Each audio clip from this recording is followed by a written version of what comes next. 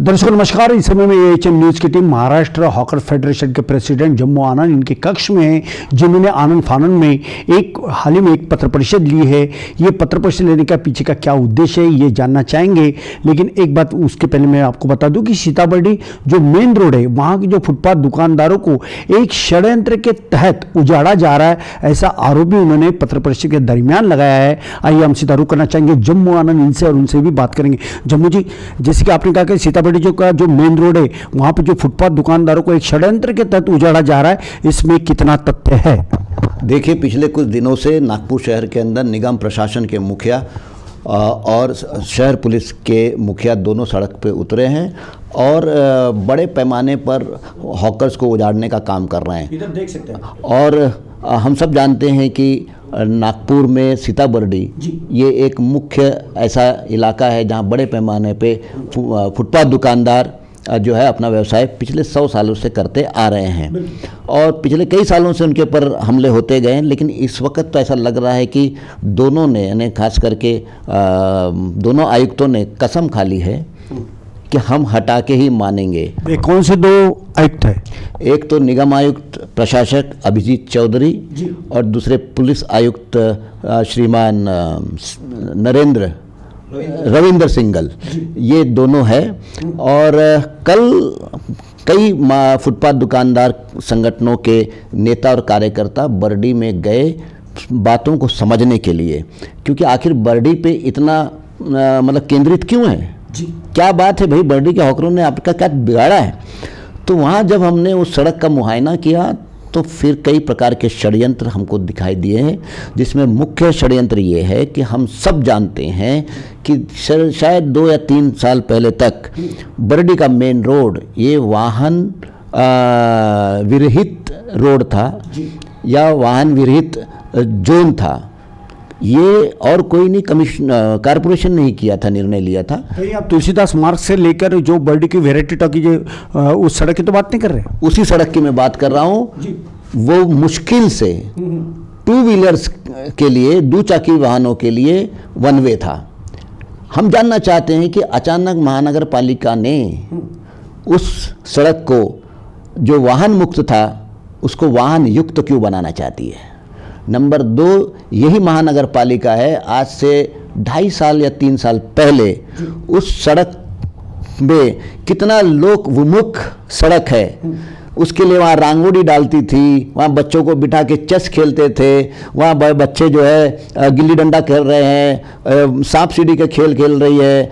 ये सारा नज़ारा यही महानगर पालिका ने आज से 3 साल पहले किया था, दुनिया को बताने के लिए कि हमारे जो शहर के जो सड़कें हैं कितने लोकप्रिय लोगों के लिए सड़कें हैं। यहाँ कोई गाड़ियाँ नहीं चलती, लोग पैदल चल सकते हैं। यहाँ देखो फुटपाथ दुकानदार है, लोग अपनी आवश्यकताओं की पूर्ति कर सकते हैं। बच्चों को अगर लगा तो ज़मीन पर बैठ कर, सड़क पर बैठ कर वो खेल भी कर सकते हैं। इतना हसीन सड़क, इस हसीन सड़क पर आज वाहन इसलिए लाया जा रहा है कि उस भीड़ में इस महानगर पालिका और स्मार्ट सिटी बनाने के लिए जो कंपनी बनी है उन लोगों ने करोड़ों रुपए लगाकर बहुमंजिला कार पार्किंग वहाँ बनाया है। और अब वो कार पार्किंग तो बनाया, अब कार लाए कहाँ से? अब कार पार्किंग की जगह साइकिल तो पार्क नहीं हो सकती, तो अब कार अगर लाना हो तो सड़क पे कार चलाने की अनुमति देनी पड़ेगी।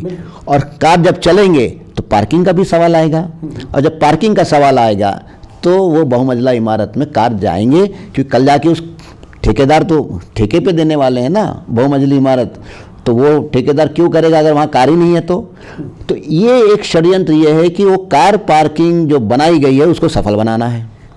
लेकिन इसके पहले भी तो एक कार पार्किंग बनी है, जहाँ इटरनिटी मॉल जो है, जहाँ वैरायटी टॉकीज हुआ करता था, वहाँ पर तो ऑलरेडी एक पार्किंग है। तो आपको नहीं लगता कि दूसरी पार्किंग उसी कुछ मीटर पर बनाने की क्या जरूरत है? प्रशासन को क्या कहना चाहिए? आपने सही मुद्दे की ओर ध्यान आकर्षित किया है। आज से कई साल पहले जब स्मार्ट सिटी की भी कोई बात नहीं थी तो नागपुर सुधार प्रन्यास ने गरीबों के पैसे से अमीरों के कारों की पार्किंग के लिए बहुमंजिला कार पार्किंग वैरायटी चौक पे बनाया। लेकिन 6 महीने में वो बहुमंजिला कार पार्किंग ने दम तोड़ दिया।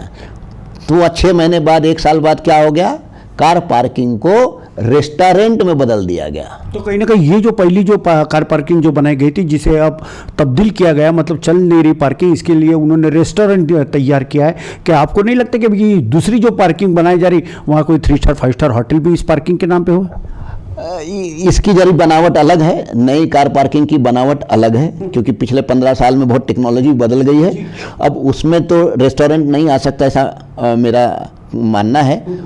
खैर कुछ भी हो सकता है, मुद्दा यह है कि ये सब अनावश्यक बातें हैं जिस पे जनता का पैसा बर्बाद हो रहा है। लेकिन आपके जो हॉकर्स है वो भी तो दिन दहाड़े सड़क के किनारे इस कदर बैठे रहते हैं कि जो आवागमन लोग करते हैं, जो राहगीर है, जो मोहल्ले के लोग हैं, परिसर के लोग हैं, उनको आने जाने में काफ़ी परेशानी होती है। ऐसे में हॉकर्स लोगों की ये रंगदारी नहीं है क्या?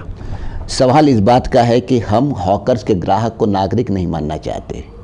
जिस दिन आप हॉकर के ग्राहकों को शहर के नागरिक मान लेंगे, तब आपको लगेगा कि हजारों की संख्या में नागरिक पैदल चलता है, तो आप उसका स्वागत करने वाले। हमारे और आपके दिमाग की बनावट इसे बना दी, नागरिक मतलब ये जो कारों से सड़क पे आएगा और दुकानों के सामने कार लगाएगा, हम उसको एक ग्राहक, प्रतिष्ठित ग्राहक के रूप में देखना चाहते हैं, उसको सैल्यूट मारना चाहते हैं। आनंद साहब, आपको ये नहीं लगता कि शहर का जिस प्रकार से जो विकास होने जा रहा है, कहीं ना कहीं हॉकर्स की बड़ी संख्या में जो तादाद में जो बैठे, ये कहीं ना कहीं विकास कार्य में रोड़ा अटकाने की कोशिश कर रहे हैं? मैं तो ये मानता हूँ कि शहर का विकास हो ही नहीं रहा है, शहर का विनाश हो रहा है। शहर को विकास के नाम पर बेच दिया गया है। जबकि मेट्रो बन रही है, बड़े बड़े पुलिया का निर्माण हो रहा है, बड़े बड़े भवन बन रहे हैं। तो सवाल ये तो बन तो रहे हैं, पर चल कौन रहा है उस पर? कभी आपने देखा कि पुलियों पे कोई साइकिल वाला जा रहा है? कभी आपने देखा पुलियों पे कोई पैदल जा रहा है? तो फिर चल कौन रहा है और कितनी गाड़ियां चल रही है? कभी किसी ने इसका हिसाब लगाया कि बरडी 0 पॉइंट से जो पुल है, जो हितवाद के सामने उतरता है, उसमें रोज कितनी गाड़ियां चलती है और नीचे से सड़क से कितनी गाड़ियां चल रही है? तो 10% गाड़ियों के लिए आप करोड़ों रुपए का इंफ्रास्ट्रक्चर खड़े कर रहे हो और 90% सड़क पे जो लोग चल रहे हैं, इस्तेमाल कर रहे हैं, उनके लिए आप 2 रुपए देने को तैयार नहीं है। ये विकास है ही नहीं। विकास के नाम पे शहर बिक गया है। आज शहर चंद मुट्ठी भर लोगों के कब्जे में आ गया है। 2-3 राजनेता, 2-4 नौकर। कौन से राजनेता है भाई? केंद्रीय मंत्री है भाई। क्या नाम? केंद्रीय मंत्री जो नागपुर से है, और हेवी वेट नितिन गडकरी साहेब। हेवी वेट नाम तो ऐसा। और फिर क्या देखना, विकास के महामेरू गडकरी नहीं, रोड करी पिक्चर तक बन गई है, अलग बात है, सब फ्लॉप हो गई। लेकिन शहर किसी की निजी जागीर नहीं है। अच्छा, ये ध्यान रखना होगा। और ये विकास के नाम पर प्रत्येक नागरिक को कर्ज बाजारी बना दिया गया है। वो नागरिक जो इस विकास के नाम पे जो कुछ खड़ा हो रहा है, उसका वो इस्तेमाल नहीं कर रहा, लेकिन उसकी कीमत चुका रहा है। जम्मू साहब, एक सवाल मेरा ये भी है कि अगर हॉकर्स को विस्थापित किया जाए, उनको सही जगह दी जाए, तो क्या ये जो समस्याएं जो निर्माण हुई है, ये छूट जाएगी? सवाल इस बात का है कि आपको अपनी सोच में बदल लाना है, और वो बदलती हुई सोच ये है कि आपको हॉकर को शहर के जनजीवन, शहर की जड़न घड़न का अविभाज्य घटक करके स्वीकार करना होगा। दुख इस बात का है, आपने निजी चमकती दमकती कारों को आपने समाज का अविभाज्य घटक मान लिया है। आप उसकी दलाली करने में लगे हो, ना कि गोर गरीबों के साथ खड़े होके, जो आसमान के नीचे बैठकर अपने बच्चों के अंदर एक नए सपने जगाना चाहता है, जो खुददारी से जीना चाहता है, जो लूटमार नहीं करना चाहता, जो गुंडागर्दी नहीं करना चाहता, जो चाकू नहीं चलाना चाहता, जो सरकारी बैंकों से पैसे लेके डुबाना नहीं चाहता, और जो सरकार के सामने लाइन लगा के नौकरी नहीं मांगना चाहता, आप उसको उद्ध्वस्त करना चाहते हो। आपने पत्र परिषद के दरमियान हमने ये भी एक बात में गौर फरमाया कि आपने ये कहा कि जो बिक्री पत्र का जो जिक्र आपने किया है, हॉकर्स लोगों को बिक्री पत्र करके देना चाहिए। भाई देखिए, 50 साल के फुटपाथ दुकानदारों के संघर्ष पूरे देश का अंततोगत्वा 2014 में भारत सरकार ने एक ज़बरदस्त कानून बनाया, जिस कानून का नाम है फुटपाथ दुकानदार उपजीविका संरक्षण व पथ विक्रय अधिनियम 2014। और उस कानून को लागू करने के लिए महाराष्ट्र सरकार ने 2016 में नियम बनाया। मैं ये जानना चाहता हूँ आपके चैनल के माध्यम से, बिल्कुल AHN न्यूज़ के माध्यम से, क्या इस देश के अंदर कानून का राज चलेगा या नहीं चलेगा? क्या इस देश के अंदर संविधान का राज चलेगा या नहीं चलेगा? क्या इस देश के अंदर बने हुए संसद के द्वारा बने हुए कानून को यहाँ का प्रशासन लागू करेगा या नहीं करेगा? मैं जानना चाहता हूँ केंद्रीय मंत्री से कि आप जिस शहर में रहते हो उस शहर में इस देश के कानून की धज्जियां उड़ाती है प्रशासन, आप खामोश रहते हो। मैं ये प्रशासन से जानना चाहता हूं। कानून के अंदर साफ लिखा हुआ है कलम 3(1) में कि हर 5 साल में शहर के फुटपाथ दुकानदारों का सर्वेक्षण होना चाहिए। मैं जानना चाहता हूं 10 साल में एक बार भी क्यों नहीं कराए? केंद्रीय मंत्री का एक काम है सरकार से पूछने का कि आपने कानून का पालन क्यों नहीं किया। उसी कानून में लिखा हुआ है कि 2.5% लोक संख्या का ये किसी भी शहर में फुटपाथ दुकानदार हो सकते हैं। मतलब नागपुर शहर में करीब 70-80 हज़ार फुटपाथ दुकानदार हो सकते हैं।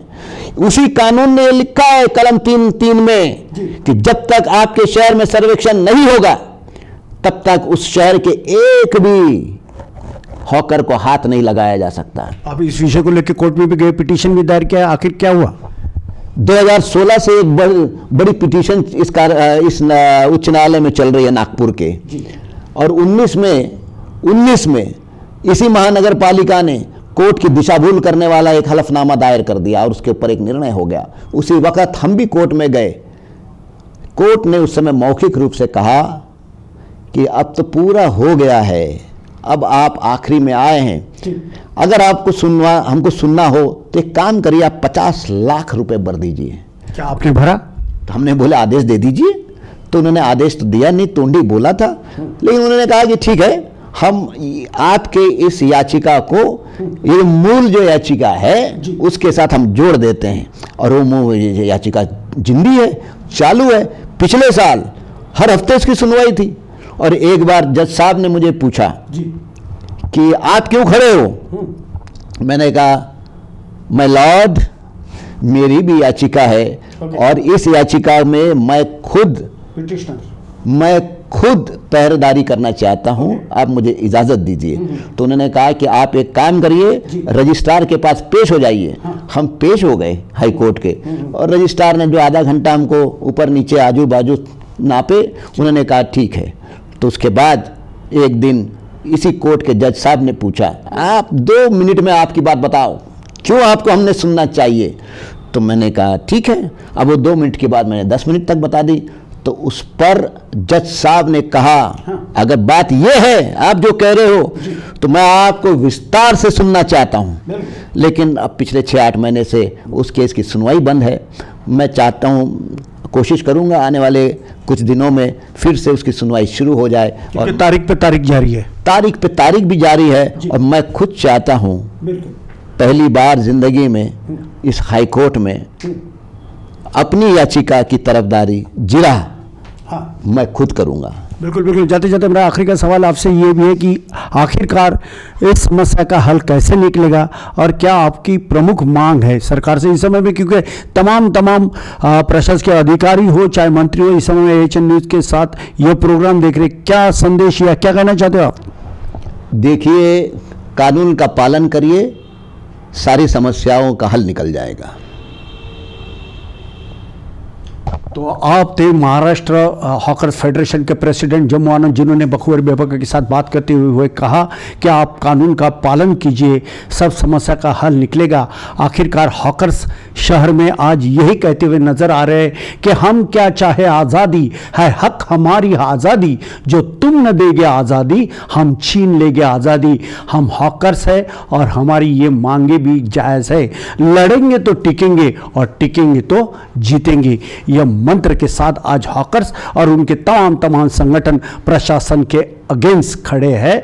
अब इसमें क्या सॉल्यूशन निकलता है, कैसे हॉकर्स लोगों को भी न्याय मिलता है और इस शहर का कैसे विकास हो और सबको लेके कितना अच्छा कामकाज हो, इस पर अब पूरे देश की निगाह लगी हुई है। जम्मू आनंद जी की इस पत्र परिचय से वीडियो जर्नलिस्ट उदय के साथ Sanjay Mire, AHN news Nagpur. Picnic की तैयारी? अब बेटा हम ठहरे डायबिटीज के पेशेंट, इस उम्र में पिकनिक वगैरह तो ना हो पाएगा, ज्यादा बैठने से पैरों में सूजन भी। तो फिर इतनी सारी दवाई क्यों?